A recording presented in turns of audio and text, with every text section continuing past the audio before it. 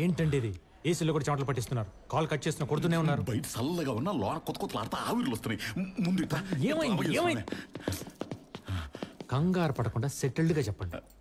మొన్న అమూల్య అని ఒక లేడీని తెచ్చాను కదా, ఆ పిల్లని పెళ్లి చేసుకుంటానని ప్రపోజల్ పెట్టాడు. ముసలోడా? ఏ ముసలోడా? వివేక్ సారయ్యా.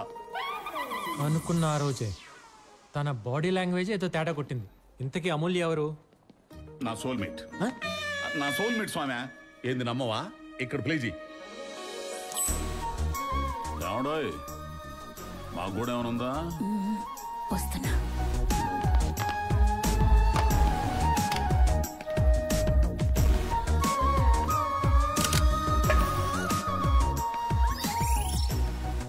అర్ధరాత్రి మొద్దుబారిని ఎద్దు నాలికి అన్నం పరమాన్నం రుచి చూపించేసరికి జీవితాంతం ఆర్టిస్టే కావాలనిపించింది. ఆమె ప్రేమలో మునిగిపోయా.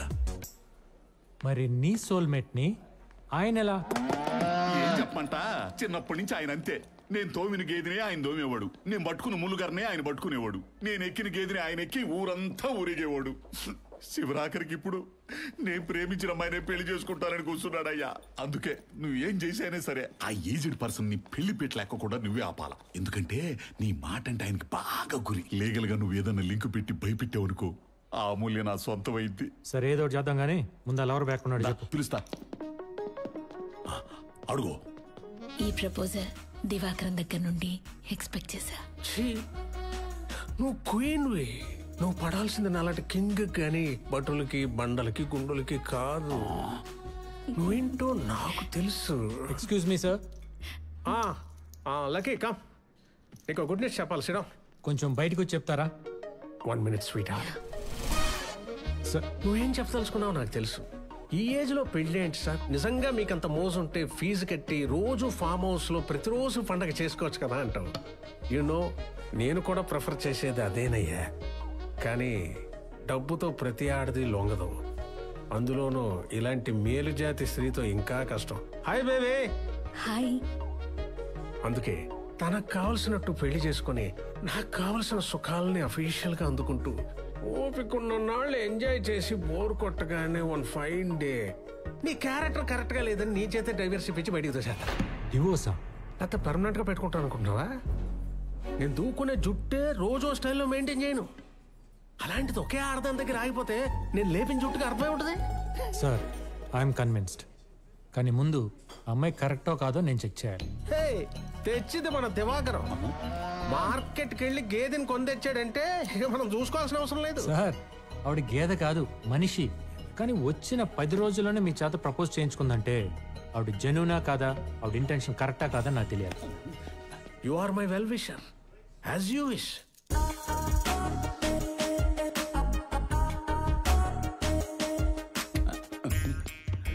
ఏమండే, ఆ మూవీ ముందు వాయించకండి, సిగ్గేస్తుంది. ఎక్కువ వాగితే ఉంగరాలను తిప్పి వాయిస్తాను. నున్నపు గుంటు మీద రక్తపు గీతలు పడతాయి. మీ ఆయన ఎలా చనిపోయారు? నాకు రాసి పెట్టుంటే చావక చేస్తాడా? ఏమండే, ఆయన అడిగే ప్రశ్నలకు మీరు సమాధానాలు చెబితే ఆయన ఎందుకు ఆవిడని ఇంటర్వ్యూ చేయటం? యాక్సిడెంట్ లో. మిమ్మల్ని దివాకరం గారు కదా లవ్ చేశారు? ముందు చెప్పింది వివేక్ గారు. నాకేం తెలుసు ఆమె వెనక నుంచి వచ్చి ఓవర్టేక్ చేస్తాడనే. ఆయన మీరు డబ్బుల కోసం పెళ్లి చేసుకుంటున్నారంటే? ప్రపోజల్ పెట్టింది ఆయన, నేను కాదు.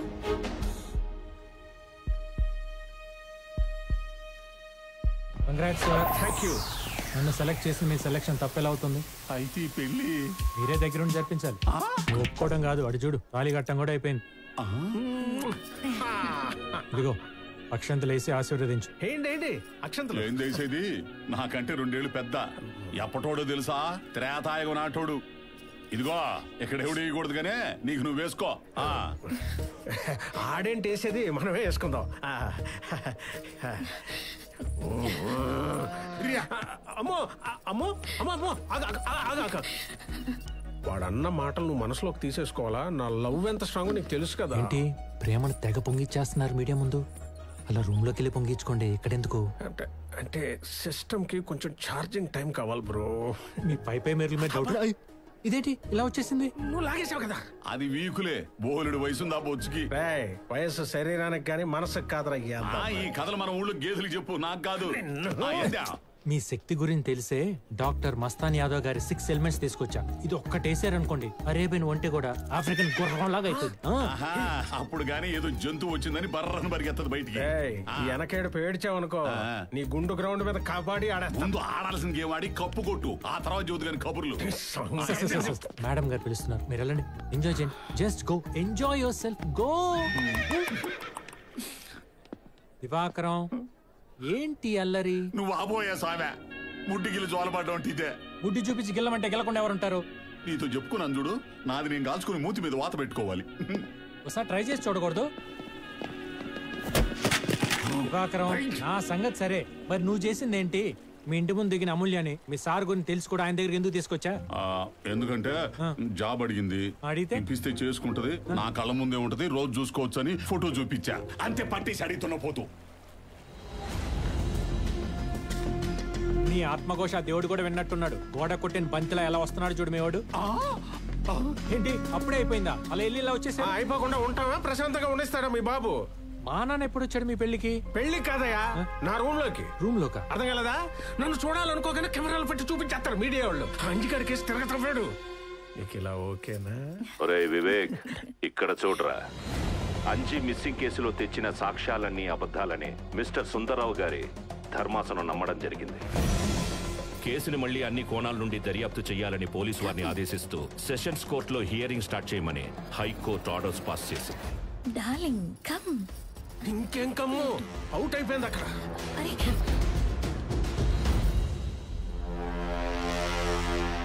కేసు ఓడిపోయాడు కదా వదిలేసాడు అనుకుంటే నేను మళ్ళీ మొదలు పెట్టాడు అనమాట. చూడలకి మీ నాన్న నన్ను కెలుకుతున్నా నువ్వు చూసుకుంటానన్నావని నేను ఆయన ఏమీ చేయకుండా అవుతున్నాను. ఇలాగే గనక ఇంకొంచెం గట్టిగా గిచ్చితే మాత్రం నేను ఊరుకున్నా నా అభిమానులు పెట్టే తొడపాసం మాత్రం తట్టుకోలేదు. సార్ నేను అంత దూరం రాణిస్తానా? ఆయన సంగతి రేపు నేను కోర్టులో చూసుకుంటాం కానీ ముందు లోపల మేడం వెయిట్ చేస్తున్నారు. వెళ్ళి ఎంజాయ్ చేయండి. ఏం ఎంజాయ్మెంట్ లావయ్యా? నువ్వు ఇచ్చిన 6 ఎలిమెంట్స్ 6 వేసేసిన ఇరానీ చాయ్లో ముంచి తీసిన ఉస్మానియా బిస్కెట్ లాగా అయిపోయింది బతుకు. తుపుక్కని అంటే లోపల ఇరిగిపోయిందిరా, కుప్పకొల్లు శిథిలావస్థలోకి పోయింది. కూలీలు పనిచేస్తుండగానే ఉన్న పళంగానే మొత్తం ఊడి పడిపోయింది. 10 క్రేళ్లు పెట్టిన లేవలైన పొజిషన్ లో ఉంది బిల్డింగ్. చాలా ఆత్మానందం పొందే ఎంక్వైరీలు ఈడు. Order order order order.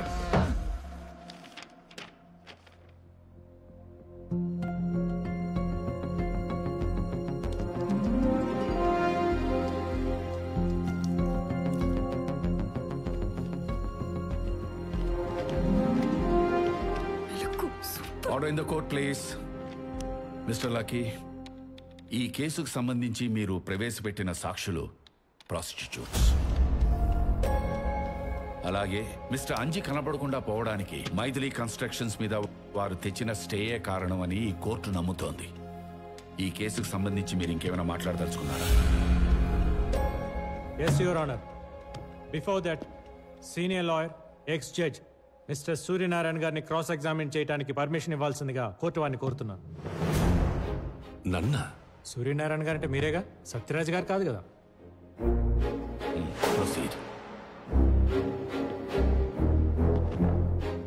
Thank you for your cooperation. Middle క్లాస్లో పుట్టి కష్టపడి చదువుకునే జడ్జి అయి ధర్మాసనం మీద కూర్చొని తీర్పులు ఇవ్వాల్సిన మీరు కిరాణా షాప్కి షిఫ్ట్ అయి పప్పు బెల్లాలు అమ్ముకోవడానికి కారణం?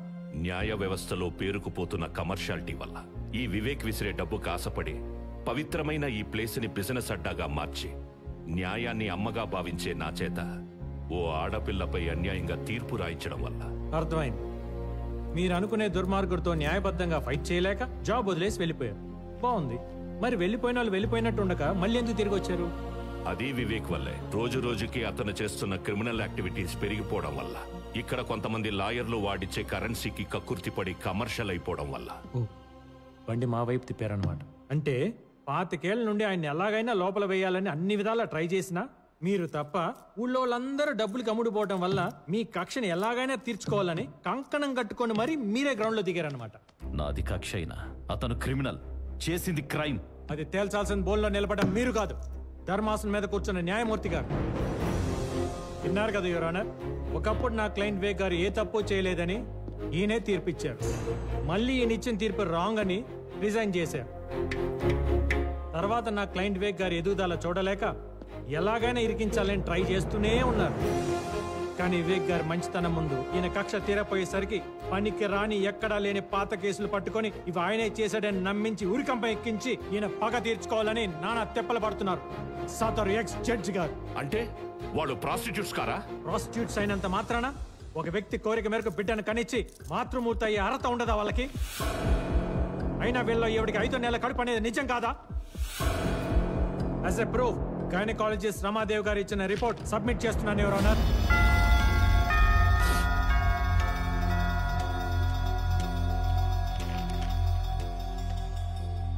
నేను వీళ్ళని తీసుకొచ్చి సాక్ష్యం చెప్పించినప్పుడు కూడా వీళ్ళు అంజీ భార్యలని నేను ఎప్పుడూ చెప్పలేదు. అతను కేవలం పిల్లల కోసం మాత్రమే ట్రై చేశాడని చెప్పాను. కానీ ఈయన మాత్రం నిజాన్ని అబద్ధం చేయడం కోసం నా జూనియర్తో వాళ్ళ కార్ గిఫ్ట్గా ఇప్పించి తనకు కావాల్సిన సాక్ష్యం చెప్పమని ఫోర్స్ చేసి మరీ లాక్కొచ్చాను. ఇచ్చారు sir.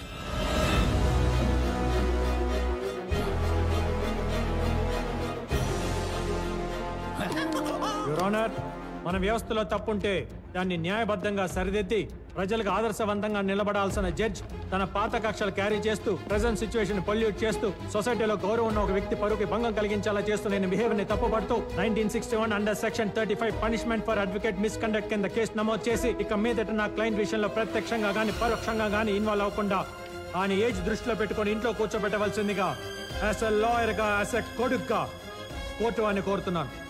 That's all your honour.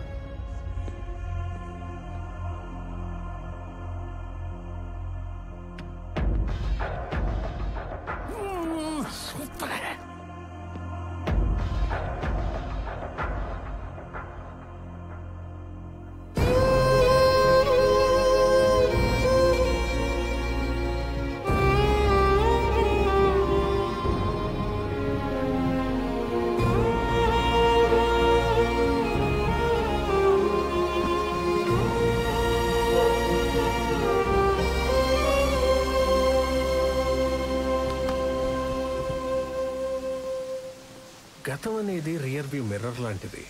దాన్ని అవసరమైనప్పుడు మాత్రమే చూస్తూ ఎదరికి డ్రైవ్ చేయాలి. దాన్నే చూస్తూ డ్రైవ్ చేసుకుంటూ పోతే యాక్సిడెంట్లు అయిపోతాయి. ఇలాగే అవును నాన్న, ఈ ఏజ్లో అలాంటి డ్రైవింగ్ నీ హెల్త్కి మంచిది కాదని నీ లైసెన్స్ లాక్కొని మరీ ఇంట్లో కూర్చోమని చెప్తున్నా. ఓ తండ్రి సేఫ్టీ కోసం కొడుకు చేస్తున్న ప్రయత్నాన్ని పాజిటివ్గా తీసుకొని ఫీల్ అవ్వద్దని మనస్ఫూర్తిగా కోరుకుంటున్నాను.